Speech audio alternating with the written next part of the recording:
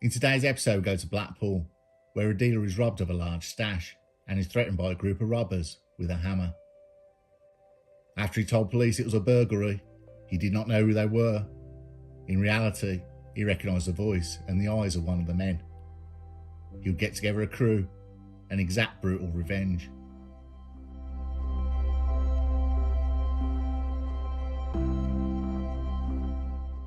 We go back to Blackpool the 10th of April 2023. At 2 a.m. in the morning, Daniel Cunningham was awoken to a noise downstairs. It sounded like a door being opened, and then he could hear footsteps in the kitchen. Not sure what he's hearing and still half asleep, the footsteps stop. It then went quiet. Daniel gets out of bed and the footsteps start again and then become running straight up the stairs. Before he could do anything, 4 men are standing over him with masks and one holding a hammer. One of the men says, "We know it's here. We're only going to ask you once. Where's the gear?" Fearing for his family's safety, he reveals the whereabouts of the stash. The 4 men grab it and quickly leave. Police were called by Daniel's girlfriend, a 999 call, while the attack on Daniel Cunningham was happening. Police arrived shortly after the robbery. Inside, police checked to see if the occupants were okay. Daniel Cunningham spoke of 4 men entering the house in masks. He thought quickly and said they wanted money, and they were disturbed and left. He was worried for his family, and he didn't recognise any of them. After the police had left, not long after, Daniel Cunningham was left contemplating what to do next. A considerable amount of Class A product had been taken, but what he told police wasn't exactly true. He had recognised one of the robbers. About an hour later, Daniel then contacted his associates in Merseyside. He messaged Lee Clark to call him. It's an emergency. Lee Clark phoned Daniel Cunningham within the minute. Daniel explained what had happened with 4 masked robbers, but he knew of one of them. His eyes, voice, height, everything was recognisable. But it didn't dawn on him at the time. It was John Hutchinson. We need to find him. Lee Clark told Daniel to leave it with him. He knows a man who can find anyone. Then called Darren McCabe, who lived in Blackpool. "Darren, mate, I need an address of John Hutchinson. He could be hiding, but I need a location right now." McCabe had a knack of blowing money fast and was always broke. But he was a handy guy to have around because he knew everyone.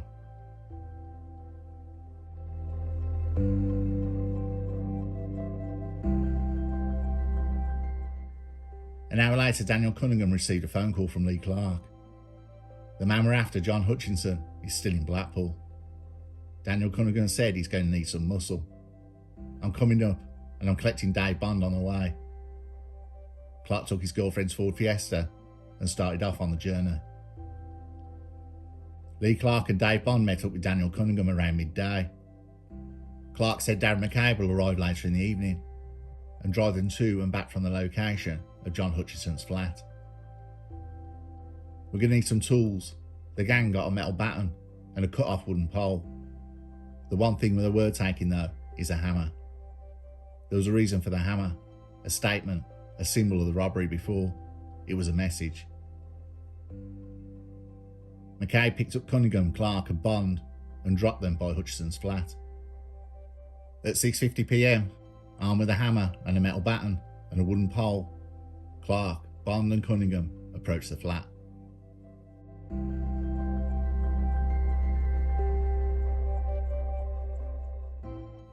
In the flat was John Hutchinson and a large bag of product. His plan was to sell it on, but to lie low with it until the dust had settled and then move it on. Cunningham, Clark and Bond broke the hinge to the kitchen window and all 3 crawled through. Hutchinson was alerted and tried to run out of the flat. Bond hit him in the back with a hammer and the others rained blows on him. During the attack, a neighbour had seen the men enter the flat and called the police. With Hutchinson beaten and lying on the floor, he tells the gang where the stolen stash is. Cunningham, Clark and Bond leave the flat with the bag and run over to McCabe's car. They quickly speed away to Cunningham's house. After dropping the 3 off, McCabe's first visit was the Road Inn pub, where he was seen sitting at a table, counting a large wad of notes.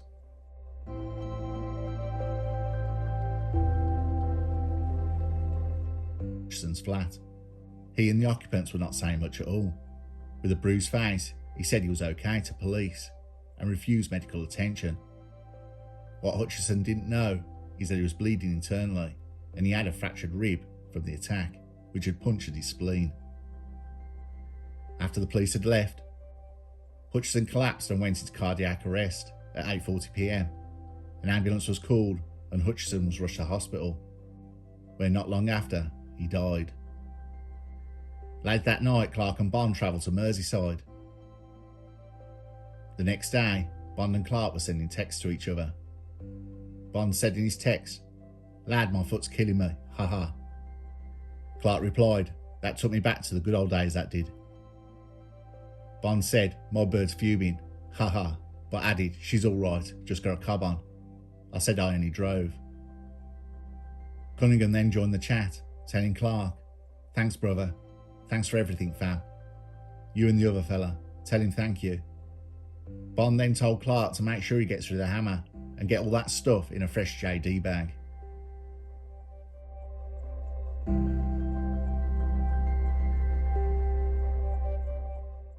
That evening, the gang had heard of the news of Hutchison's death. The camaraderie had shifted to worry, with Bond asking Clark, "What if I did it?" Clark replied, "A hammer to the back ain't gonna do that, bro."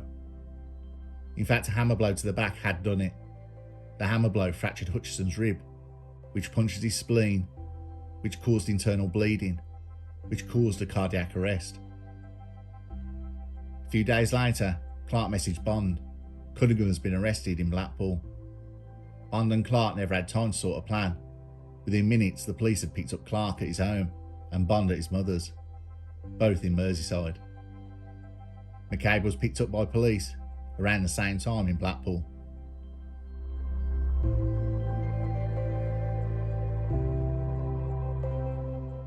With Hutchison's murder, police need to establish who was involved and the events. An autopsy concluded Hutchison's death was caused by a blow to the back, which in a series of events had caused Hutchison's cardiac arrest and death. CCTV from outside Hutchison's flat had a video of 3 men who went in armed. Police had found out Hutchison was a user who had a reputation for taxing dealers, stealing their supply to feed his own habit.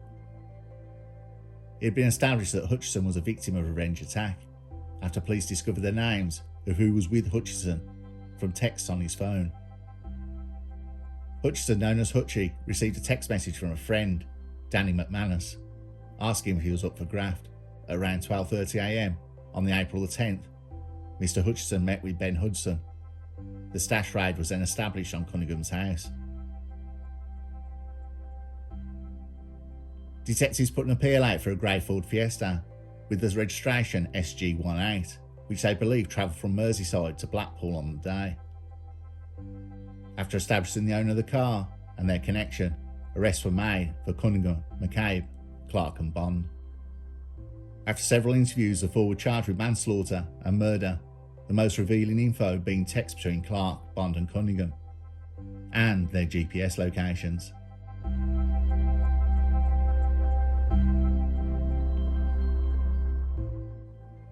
After a trial at Preston Crown Court, Cunningham, Clark, Bond and McCabe were unanimously convicted by a jury. Daniel Cunningham, 33 years old, was found guilty of manslaughter. He was sentenced to 18 years for this offence, and 6 years concurrent and 2 years consecutive for dealing Class A. Lee Clark, 33 years old, was found guilty of murder. He was sentenced to life with a minimum term of 27 years. He was also given a 9-year concurrent sentence for dealing Class A. David Bond, 33 years old, was found guilty of murder. He was given a life sentence with a minimum term of 24 years. He was also jailed for 6 months, concurrent, for dealing Class A. Darren McCabe, 47 years old, was convicted of manslaughter. He was jailed for 16 years. Joanna White, Senior Crown Prosecutor for the CPS North West, said Daniel Cunningham, Lee Clark and David Bond were prepared to go to any lengths, including taking someone's life, to retrieve Class A product that had been stolen from their empire. They carried out a brutal tit-for-tat revenge which ultimately led to the death of a man. Though Darren McCabe was not part of the physical attack, he had played a significant role in the attack by tracking down Mr. Hutchinson and the stolen product and accepting a large amount of cash for that service. During the trial, we proved each man's involvement with telephone evidence showing the planning of the attack and the acknowledgement of what they had done after they found Mr. Hutchinson had died. After careful consideration of the evidence, the jury found them guilty of murder and manslaughter. The CPS is committed to working with the police to disrupt the activities of gangs and bring justice to them.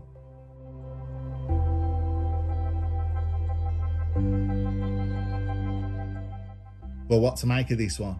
It's a difficult one. In a grubby, violent, dangerous world that they all chose to live in, police had established that Hutchinson was a user who had a reputation for taxing dealers, stealing their supply to feed his own habit. What was probably not known was how connected Cunningham was. As soon as Hutchinson pulled off the robbery on Cunningham, Hutchinson was a marked man. Clark and Bond were charged with murder, Cunningham with manslaughter. Though Bond's first hammer blow was the fatal one, it surprised me that CPS did not go for joint enterprise on the three for murder. It's one that had me going through all the info again, and police releases, seeing if I missed something. But no, it's right. Clark and Bond were charged with murder, Cunningham and McCabe manslaughter. This was decided before the trial commenced. The 16 years for Driver McCabe is a strong one. He did though give the location of Hutchinson to the gang to retrieve what was stolen from them. Like I said, it's most likely the strangest case I've come across, but if it shows you anything, you push your luck in this game of madness, it's either going to take your life or your time. Is money more valuable than that?